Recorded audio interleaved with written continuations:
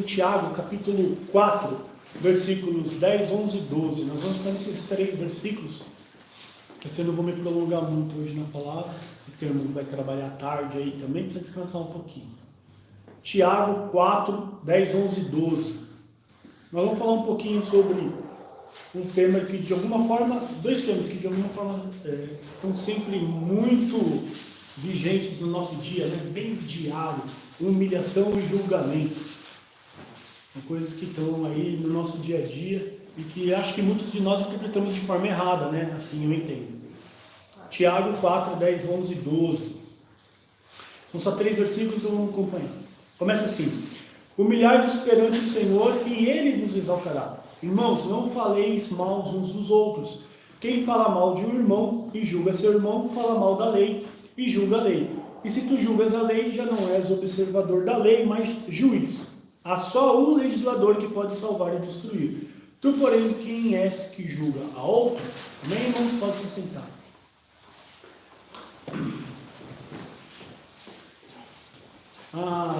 É costume, né, de a gente fazer a interpretação da palavra, e a palavra humilhar-vos dá a ideia sempre de inferioridade, né?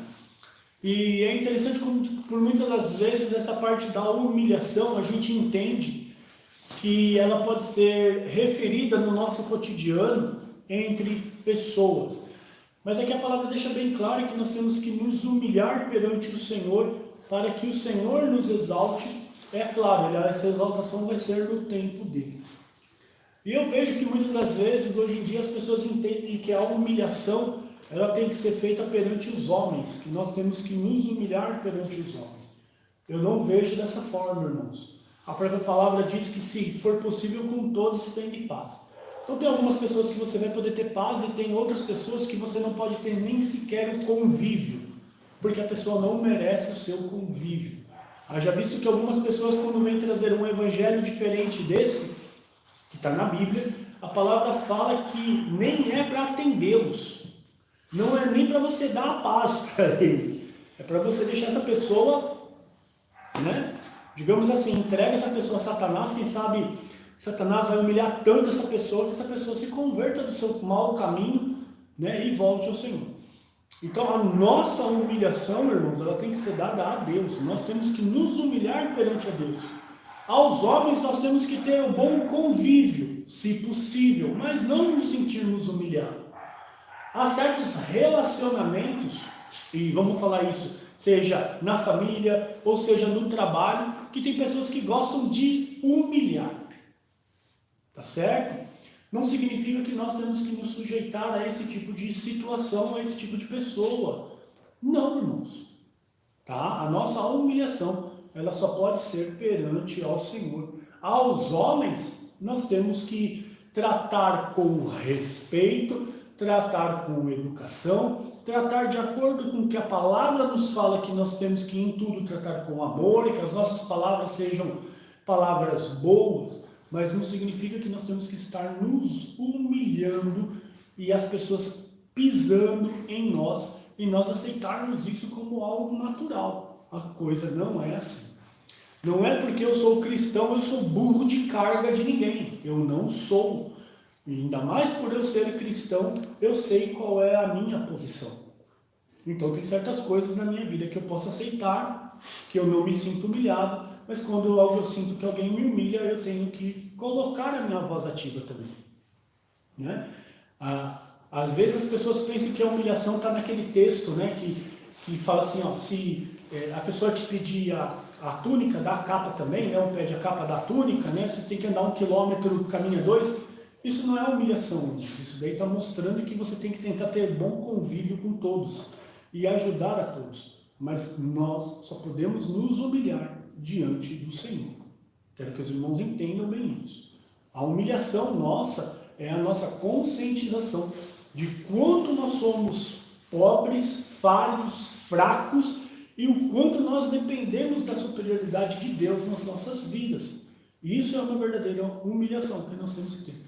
Nosso coração tem que estar contrito, né? Sempre imaginando que Deus é autossuficiente em nossas vidas, então nós precisamos estar debaixo da sua proteção. E a humilhação serve para que nós reconhecemos que nós somos pecadores, que precisamos de Cristo para perdoar os nossos pecados, para que nós possamos ter a vida eterna. Então, humilhação, irmãos, a gente tem que passar diante do Senhor. É para Ele que nós nos humilhamos. Por quê? Porque quando nós humilhamos as nossas situações, Ele nos exaltará. Talvez nós estamos nos humilhando hoje por causa de uma situação, de uma necessidade, queremos que hoje o Senhor nos exalte. Calma lá. O Senhor vai nos exaltar no tempo dele, mas vai vir a exaltação. Eu lembro uma vez que um cliente meu, e eu estava de férias, e ele me ligou e, nossa, mas como aquele homem me ofendeu? Como aquele homem me ofendeu? E chegou uma hora que ele estava me humilhando tanto que eu falei, parou. Não vou mais conversar com o senhor. Eu vou estar aí dia tal e vou acompanhar a sua produção. E vou fazer um relatório dia por dia. Porque ele tinha me humilhado profissionalmente. Só que eu cheguei uma hora que eu falei, pode parar. Parou, eu vou te provar que o negócio não é assim. Senão eu ia deixar a pessoa me humilhar o resto do tempo. Os irmãos estão entendendo o comparativo que eu estou querendo fazer. E eu passei acho que quase um mês, uns 20 dias na fábrica dele, entrando 5 horas da manhã, junto com todos os funcionários e fazendo relatório até 6 horas da tarde. Relatório de hora a hora, minuto a minuto da máquina rodando, para que depois, no final do tempo, eu fui apresentar o relatório para ele. E por incrível que pareça, essa pessoa depois veio me pedir perdão, sério mesmo, e ele é ímpio, não é cristão. Veio me pedir perdão e hoje a gente tem uma boa amizade. Se nós deixarmos, irmãos, o mundo vai pisotear nós. E a gente não está aqui para isso. Aqui ainda somos homens e mulheres que temos que ser o quê? Respeitados. Nós temos a nossa convicção bíblica e em cima desses preceitos que a Bíblia fala, a gente não pode negociar. Não são princípios nossos, são princípios da Bíblia. Princípio meu eu negocio, mas princípio bíblico você não negocia. A humilhação é um princípio bíblico e a humilhação ela é perante o Senhor só. Então nós temos que nos humilhar perante o Senhor para que Ele nos exalte. Em primeiro lugar, é esse ponto que eu quero deixar para os irmãos, concernente à humilhação. Um outro ponto que é muito comentado hoje em dia é sobre não julgueis para que não sejais julgados. Praticamente nós estamos lendo isso aqui nesse texto. O resumo seria mais ou menos isso. Não julgueis para que não sejais julgados. Mas vamos ver aqui o que a palavra fala sobre isso. Irmãos, não faleis mal uns dos outros. Opa, peraí. Falar mal é uma coisa e julgar é outra. O que os irmãos vão pensar sobre isso? Olha o que a palavra continua. Quem fala mal de um irmão e julga seu irmão, fala mal da lei e julga a lei. E se tu julgas a lei, já não és observador da lei, mas juiz. Aquele que aborrece o seu irmão é como quem? Os irmãos lembram? Aquele que aborrece o seu irmão é como um homicida. Não é? Mas olha só que interessante, irmãos. Não falar mal uns dos outros. O que é falar mal? Pode ser levantar um falso testemunho de um irmão. É você ter uma atitude com o irmão que não seja verdadeira. Concorda comigo? Isso é ter ou falar mal um dos outros. Você levantar um falso testemunho até do irmão. Ou você ter uma palavra de você estar enganado a respeito de uma atitude que o irmão teve. Isso. Outra coisa é quando você fala mal de um irmão e julga o seu irmão. E como é que nós julgamos o nosso irmão? É exatamente quando a gente fala mal dele. Os irmãos compreendem essa diferença? Há uma divisão aqui muito grande quando a gente fala mal do irmão e quando a gente repreende o pecado do irmão. Eu quero que os irmãos entendam isso. Então vamos lá. Vamos supor aqui que o André fala assim. Sabe o Tom? Ananias? O Tom é um caloteiro. Eu sei que o André não fala isso. E eu sei que eu não sou assim. Mas vamos supor que ele fala isso. Ele está falando mal de mim para o Ananias e ao mesmo tempo me julgando que eu sou o quê? Um mau pagador.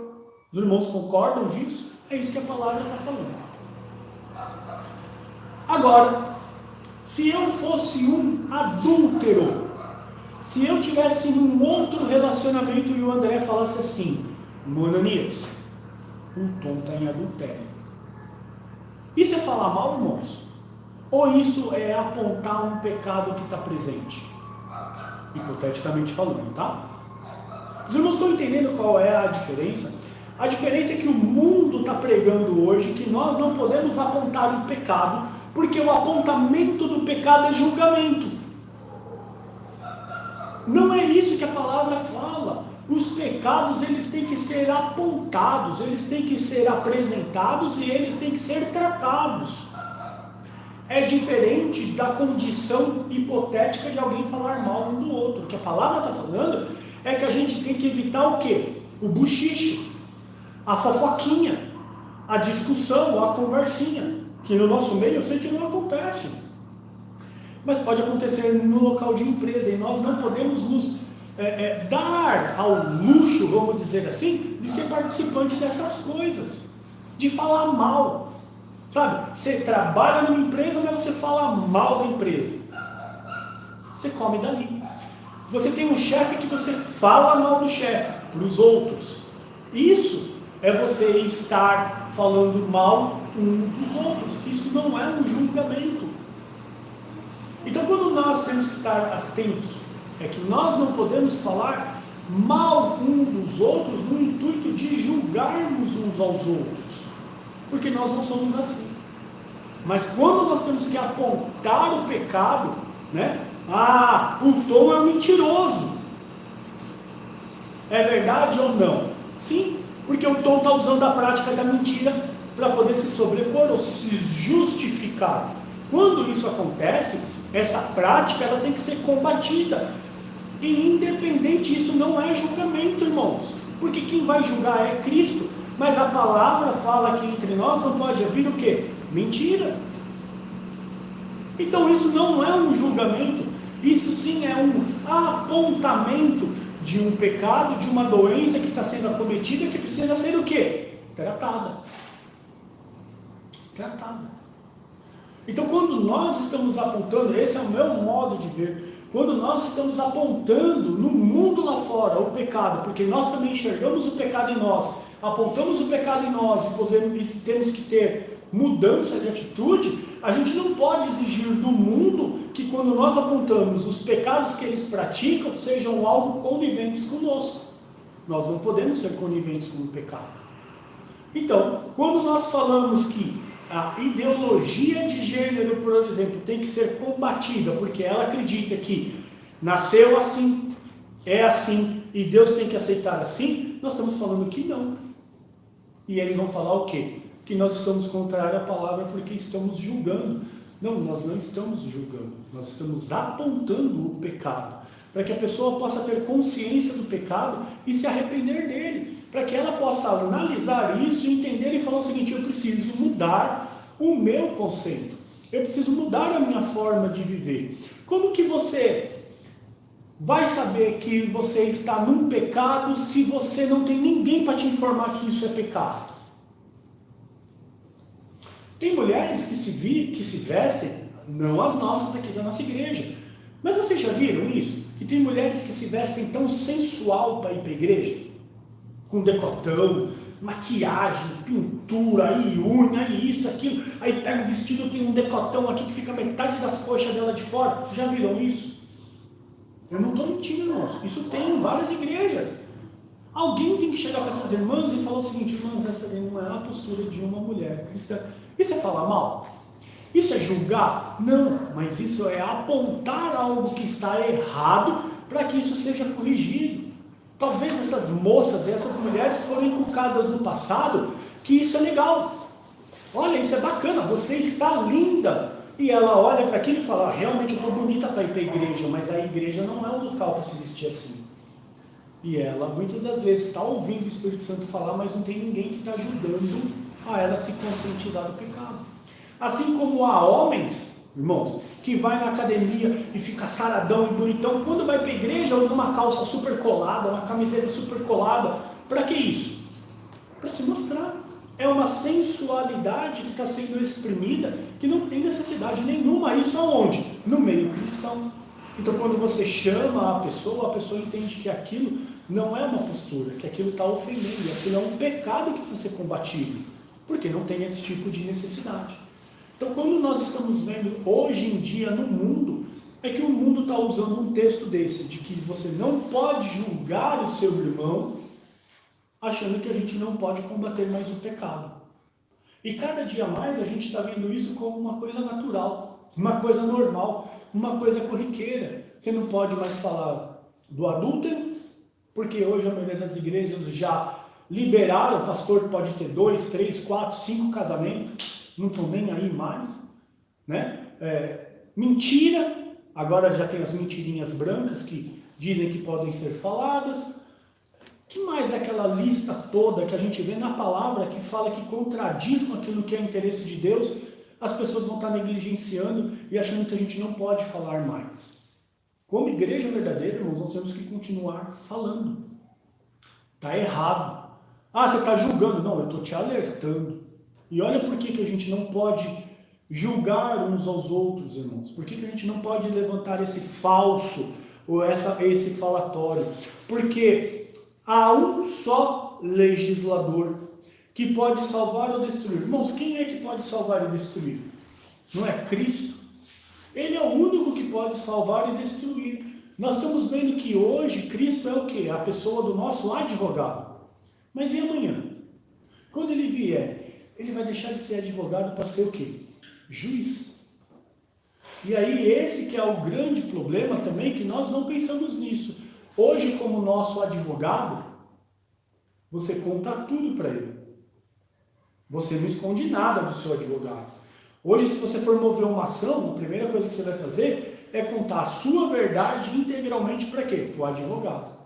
E nós fazemos isso hoje, uma pessoa de Cristo. Nós contamos para ele os nossos pecados. Não que ele não saiba, mas nós contamos.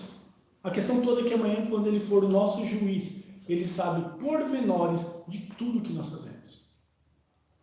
E não vai dar para justificar nada. Porque o teu advogado agora é juiz e ele sabe tudo que você fez. E ele pode destruir e ele pode salvar.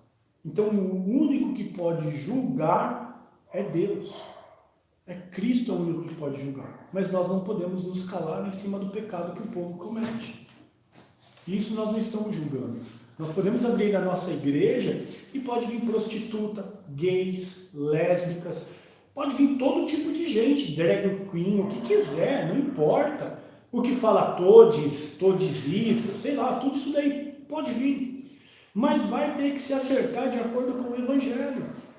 Se não se acertar diante com o Evangelho, essas pessoas, e vocês podem ir reparando, e muitas delas, que acabam não se convencendo do seu pecado, não se convencendo que o Evangelho faz com que a gente muda, elas vêm, ficam um tempo e vão embora. Os irmãos já repararam isso? Já repararam? Isso é muito natural. E eu vejo cada vez mais isso dentro do ministério da IBC, não só na igreja de Guarulhos, mas em muitas outras igrejas. Que as pessoas falam, nossa, é tão bom quando o pastoral não fala, e não, legal. Aí quando acha uma igreja que está falando que a palavra fala, essas pessoas parecem que vão se sentindo uma certa desconforto, aí acaba não vindo mais. Acaba não vendo mais a palavra como sendo algo verdadeiro. É só um oba-oba de início. E a gente percebe muito isso. Por quê? Porque essas pessoas não querem ser contraditas. Essas pessoas não querem ver na palavra os seus erros, os seus pecados e continuarem. Precisa de um lugar mais amplo, vamos dizer assim, né? Mais fácil da gente poder falar e viver como nós queremos viver. Essa é uma grande realidade. E ele continua, tu, porém, quem és que julga a outro? Mas quando ele fala assim, quem és tu que julga o outro, é daquele que está falando mal e levantando um falso dentro de uma congregação, dentro de um irmão, dentro da própria palavra do Senhor, dentro do nosso convívio. Essa é a grande diferença, irmãos. Nós não podemos nos calar mediante o que está acontecendo no mundo. Nós precisamos ser aquela voz que vai estar falando, olha, está errado diante da palavra. Não importa que o Congresso fale que nós estamos errados. Não importa que o Supremo Tribunal fale que nós estamos errados. Não importa que a justiça dos homens fale que nós estamos errados. Esses são princípios que nós não podemos negociar. Aquilo que a Bíblia fala que está errado, tem que se manter como errado, até que a pessoa se converta do seu erro, mude a sua vida, a sua situação, e ela se encaixe no Evangelho. E não distorcer o Evangelho para o Evangelho encaixar na pessoa. Essa é a grande realidade. Então, irmãos, continua falando que o que é errado, mediante a palavra do Senhor, é errado. Isso não é julgamento. Pelo contrário, isso é uma exortação. Isso é um advertimento. E nós, como igreja, temos que estar aqui se advertindo isso. Informando ao mundo que ele não pode continuar nessa estrutura de vida que eles estão tendo. Então, nós não estamos julgando. Sabe por quê, irmãos? Porque quando a gente julga, a gente vai falar o seguinte: você que está no pecado, você vai para o inferno. Você não precisa chegar nesse ponto. Mas você pode muito bem alertar a pessoa e falar o seguinte: com certeza salva você não será. Que as pessoas não querem estar ouvindo isso. As pessoas querem ouvir que você pode vir para a igreja e é muito melhor. Irmãos, sério mesmo, eu nunca pensei que eu ia falar isso. Mas é muito mais fácil você esconder o que a palavra fala e falar o seguinte: faz um voto, bota um dinheirinho aí no gasofilácio da igreja. Eu não preciso falar de pecado. E sabe, Deus é amor, Ele entende o seu coração, e como Ele entende o seu coração, Ele te perdoa, Ele te ama do jeitinho que você é, sabe, cheio de pecado. Ele te aceita como você é, mas Ele vai exigir mudança. E Deus está pouco se importando com o nosso dinheiro. Já repararam nisso? Ele é dono do ouro e da prata, para que Ele quer dinheiro nosso? Ele não quer dinheiro nosso. O que Ele quer é obediência à sua palavra. Essa é a grande realidade do que o Senhor determina para nossas vidas.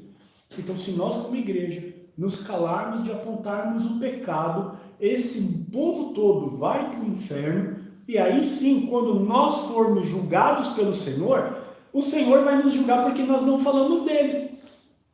Olha só que interessante. E o que é melhor, irmãos? Nós sermos julgados por este mundo, falando o seguinte, que não podemos julgar, entre aspas, o seu pecado, que nós não podemos apontar os seus pecados, ou vai ser melhor a gente ser julgado por Cristo e falar o seguinte: cadê as 1000 almas, né, hipoteticamente aqui falando, que era para você impactar, que era para você falar que estava errado, que era para você denunciar o pecado e você ficou calado? Qual julgamento você prefere enfrentar, irmãos? Eu prefiro enfrentar o do mundo, que vai falar o seguinte: ó, não aponta meu pecado não, hein? Você está me julgando. Tá, estou te julgando, então vou continuar te julgando, se você quer aceitar assim. Do que chegar lá naquele dia e o Senhor vai falar o seguinte: olha, era para você ter impactado 2 pessoas que hoje se teriam convertido e viria morar na eternidade. E você não compactou porque você ficou quieto. Então, irmãos, a gente tem que ter a noção real que o pecado do povo tem que ser combatido, como o nosso pecado também tem que ser combatido, irmãos. Isso não é julgamento. Tá bom? Então que os irmãos entendam essa diferença do que é humilhar e do que é julgar, para que as pessoas do mundo não venham nos humilhar, porque eles não têm o direito de nos humilhar. Não é isso que a palavra fala. A nossa humilhação tem que ser para o Senhor, tem que ser diante do Senhor. E que nós não venhamos a estar julgando uns aos outros, ou falando mal, ou porque uma pessoa não vem, ou deixa de vir, criar qualquer tipo de comentário. É isso que nós não devemos fazer. Mas se tiver pecado, e se tem alguém cometendo pecado no nosso meio, tem que ser exortado. Isso não é julgamento, isso é exortação. Para que isso? Para que a igreja seja curada. Amém, irmãos? Eu já prometi que eu não ia levar muito tempo. É essa a mensagem de hoje para os irmãos. Que os irmãos meditem nesse texto, um pouquinho lá mais para o final, no último versículo ali vai ter um versículo muito impactante, que eu vou deixar para os irmãos lerem aí. Eu não vou falar porque assim os irmãos leem e depois postam. Mas ele é fundamental na vida do cristão. E tem muito cristão que se exibe desse último versículo aí. E isso é um grande problema na vida do cristão. Né? E eu não vou falar aqui não, vou deixar para que os irmãos abram a palavra e vejam aí. É o versículo 17, né, André, que termina? Não, é 20. 20? Do 4 a 17. Ah, sim, no 4 termina no 17. É isso mesmo. No 17 é que eu deixo para os irmãos lerem e principalmente meditar no versículo 17. Porque muitos de nós não estão fazendo isso daqui que esse versículo 17 fala. E essa é uma forma de forçar os irmãos aí que não vieram em casa hoje, dar uma abridinha na Bíblia aí e poder ler também um pouquinho, assim medita nessa palavra no dia de hoje. Amém, irmãos? Vamos ficar de pé então, irmãos?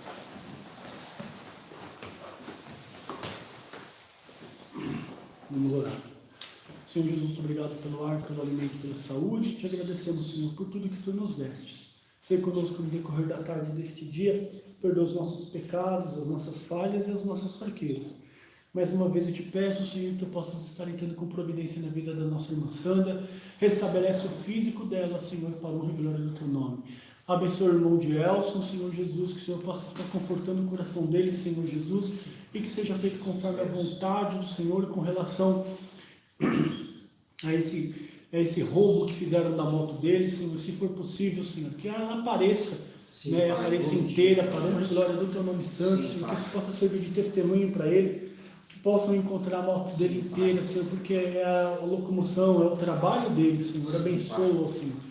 Abençoa a irmã Denise que não pôde vir hoje, a Adriana, a irmã Margarida, a Luciana, Senhor Jesus, todos os outros irmãos que não puderam vir hoje, Senhor, aqueles que eu estou esquecendo agora, que o Senhor possa estar abençoando, guardando e ajudando a cada um deles para a honra e glória do Teu nome santo, ser conosco. E nessa semana, Senhor, que vamos estar trabalhando, abençoa o trabalho de nossas mãos, Senhor, abençoa o trabalho das nossas esposas, seja em casa ou seja fora de casa, que o Senhor possa estar abençoando, Senhor, o trabalho de cada um de nós, Senhor, é o que eu te peço, e também te peço, Senhor, que o Senhor possa estar abençoando o Rafael no seu crescimento, tanto físico, mental e espiritual, da Luísa também, Senhor, protege, Senhor Jesus, essas crianças contra toda ideologia de gênero, contra, Senhor, tudo aquilo que vem, Senhor Jesus, desfavorável e vem contrário à Tua palavra, protege, Senhor, a mente dessas crianças, Senhor, para a honra e glória do Teu nome santo, e ser conosco neste dia, é o que eu te peço e te agradeço em nome de Jesus, amém. Vamos cantar nosso corinho final, irmãos? Vamos lá? Que a graça